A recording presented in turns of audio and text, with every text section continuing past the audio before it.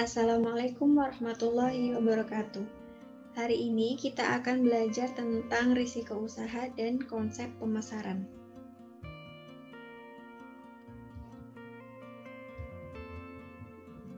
Risiko usaha adalah sebuah tindakan yang dihubungkan dengan suatu kemungkinan munculnya kerugian yang tak terduga dan memang tidak diharapkan terjadi. Jadi, penyebabnya adalah yang pertama adanya perubahan permintaan. Bisa karena perubahan mode hidup atau selera dan daya beli. Yang kedua adalah perubahan konjungtur atau perubahan kondisi perekonomian yang pasang surut. Seperti saat ini, kondisi COVID seperti ini, perekonomian masyarakat ini tidak stabil, sehingga mereka mengurangi pengeluaran untuk membeli produk. Yang ketiga adalah persaingan. Jadi semisal kalian sudah membuka usaha, kemudian kalian memiliki pesaing yang mungkin harganya lebih murah atau kualitasnya lebih bagus. Seperti itu.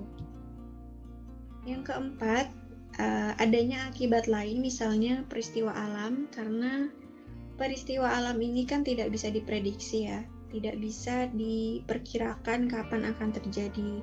Kemudian adanya perubahan aturan. Semisal seperti saat ini di kondisi COVID seperti ini, pemerintah mengubah peraturan toko-toko atau tempat makan yang awalnya bisa buka sampai malam ini dibatasi hanya sampai jam 7 atau sampai jam 8 malam saja.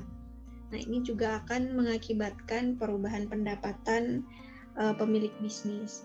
Kemudian selanjutnya ada perubahan teknologi. Jadi dengan banyaknya teknologi baru, aplikasi-aplikasi baru, nah ini akan mempengaruhi bisnis seseorang jika orang ini tidak mau mengupgrade diri, tidak mau mengupdate bisnisnya.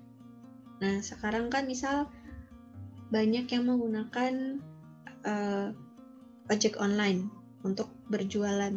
Nah, kalian tetap mau jualannya yang biasa-biasa aja.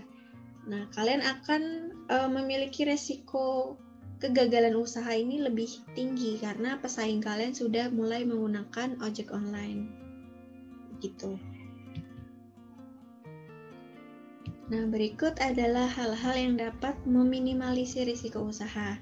Yang pertama, adanya kesadaran dalam kemampuan mengelola usaha, mencari peluang dan kekuatan perusahaan. Kemudian, adanya keinginan untuk berprestasi sehingga kita terdorong untuk berinisiatif dan motivasi untuk melaksanakan taktik usaha supaya usaha kita tetap bisa survive. Selanjutnya, adanya kemampuan merencanakan taktik untuk mewujudkan perubahan di dalam lingkungan usahanya. Yang keempat, adanya kreativitas dan inovasi dalam menerapkan cara mengolah modal usaha untuk memperoleh keuntungan. Jadi intinya dalam berbisnis itu kita harus belajar terus-terusan, harus melihat kondisi sekitar kita, jangan hanya menutup mata terus saklek maunya kayak gini sampai besok. Nah itu kita lebih mungkin untuk bangkrut seperti itu. Nah, berikut ini adalah keberhasilan dan kegagalan usaha. Jadi, orang yang berhasil biasanya memiliki kepribadian yang percaya diri, punya sikap mental yang positif, bertanggung jawab, inovatif dan kreatif, dan lain-lain. Intinya, orang yang berhasil ini punya jiwa yang positif, punya semangat juang. Nah, kalau orang-orang yang gagal dalam berusaha, ini karena memiliki kepribadian yang tidak disiplin, kurang tekun, sering pesimis, tidak jujur, tidak bertanggung jawab, apalagi tidak memiliki ambisi. Dia tidak punya target atau tujuan dalam bisnis. Seperti itu ya. Kemudian yang selanjutnya, strategi pemasaran.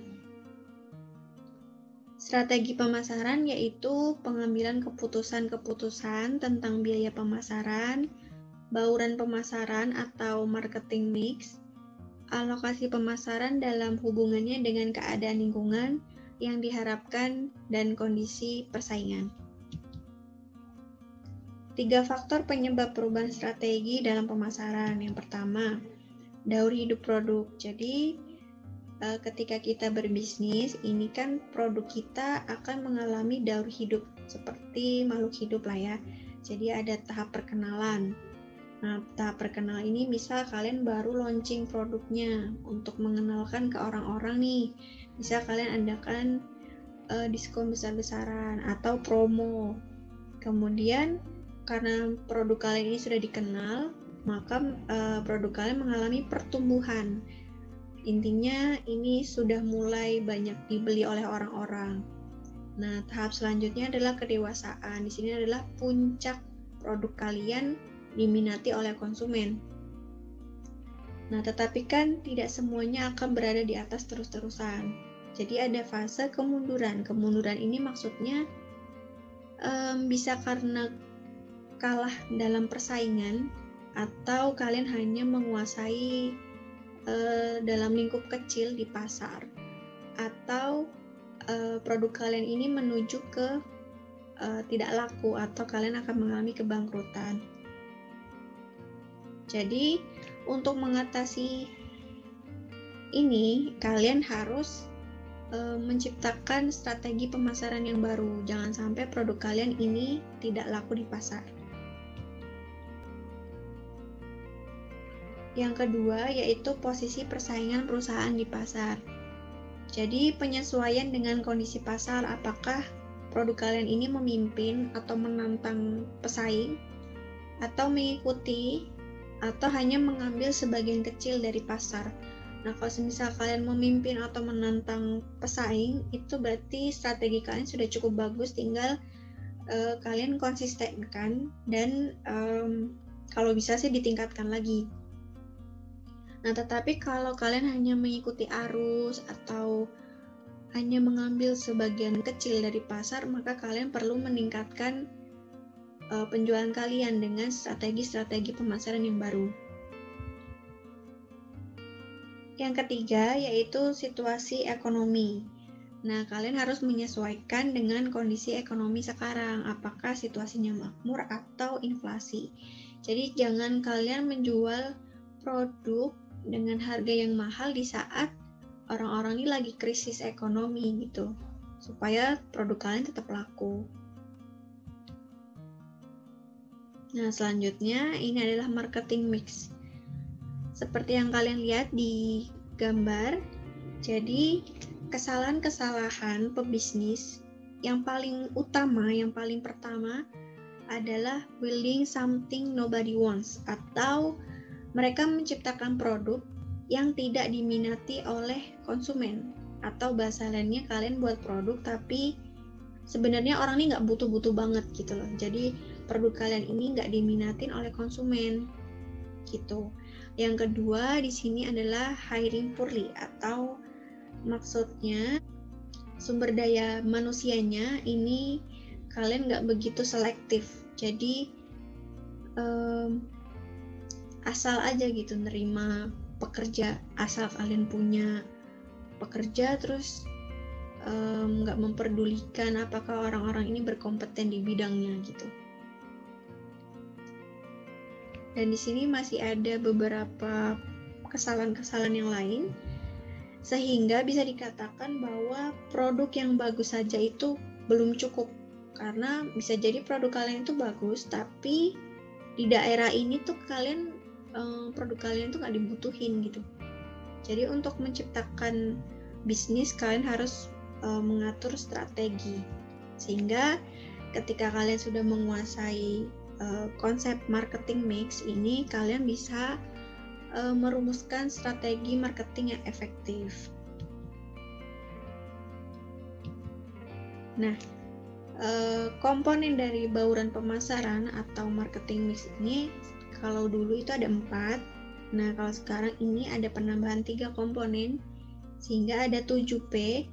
Nah, kalau yang 4P ini adalah produk. Produk ini merupakan barang atau jasa yang kalian jual. Sebelum kalian menjual produk, kalian harus melakukan riset pasar terlebih dahulu. Kalian cari tahu dulu orang-orang ini minatnya di produk apa atau permasalahan apa sih yang sedang mereka alami, sehingga kalian bisa menciptakan solusi seperti itu.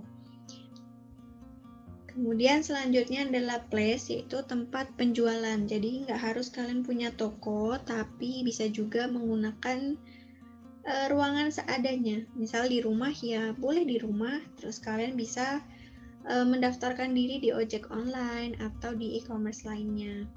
Kemudian kalian juga bisa menggunakan food truck ya. Food truck itu kan bisa berpindah-pindah tempat seperti itu. Kemudian selanjutnya adalah price. Price ini adalah harga jual yang ditetapkan. Jadi kalian jangan menetapkan harga di bawah rata-rata, karena jangan sampai kalian itu tidak mendapatkan untung. Atau juga jangan terlalu mahal. Jadi misalnya orang-orang beli di produsen B dengan harga 20.000, sedangkan kalian menjualnya 25.000. Nah, itu akan membuat konsumen berpikir berkali-kali untuk membeli produk kalian. Selanjutnya adalah promotion. Jadi ini adalah promosi yang digunakan oleh penjual. Promosi yang sekarang mungkin kalau misal target pasarnya adalah milenial, kalian bisa menggunakan sosial media. Nah, 3P yang lainnya yaitu physical evidence atau bukti fisik. Jadi bisa berwujud logo, brosur, souvenir, kontak untuk menghubungi customer service, kemudian seragam karyawan kalau ada, kemudian event. Jadi kalian mengadakan acara-acara atau kalian ikut di acara-acara besar gitu ya. Selanjutnya ada website resmi. Jadi semisal saya mau beli di Instagram misalnya ya, mau membeli produk, terlebih dahulu saya akan cek apakah akun ini memiliki email yang jelas, kemudian ada logonya, kemudian ada website resminya misalnya, atau keterangan-keterangan yang menunjukkan bahwa memang usaha ini ada dan bukan penipuan gitu. Jadi physical evidence ini diperlukan untuk meyakinkan konsumen bahwa kalian tuh benar-benar pemilik usaha yang beneran jualan gitu, bukan nipu. Selanjutnya adalah people. People ini adalah sumber daya manusia yang menjalankan bisnis dari direktur sampai staff. Jadi untuk perekrutan sumber daya manusia, usahakan harus selektif, jangan asal-asalan ya, karena harus kalian ingat tadi kesalahan-kesalahan pebisnis yang gagal adalah jeleknya dalam perekrutan sumber daya manusia. Selanjutnya adalah proses. Proses ini adalah prosedur, mekanisme, atau alur yang perlu dilakukan konsumen untuk membeli produk atau layanan. Jadi sebisa mungkin kalian menyusun prosedurnya atau mekanismenya itu yang jelas dan singkat.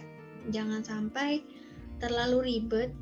Misal mau beli aja kita harus nanya dulu nih harganya berapa gitu kan. Sebisa mungkin kalian cantumkanlah harganya ini sekian gitu. Misal dapat diskon tuh sekian gitu.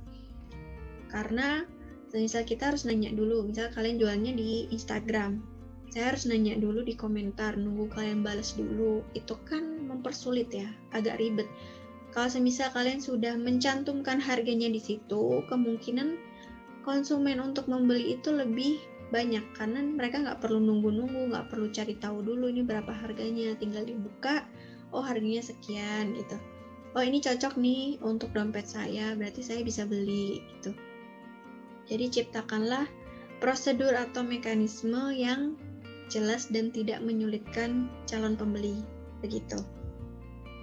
Nah, sekian untuk pembelajaran hari ini, semoga mudah dipahami.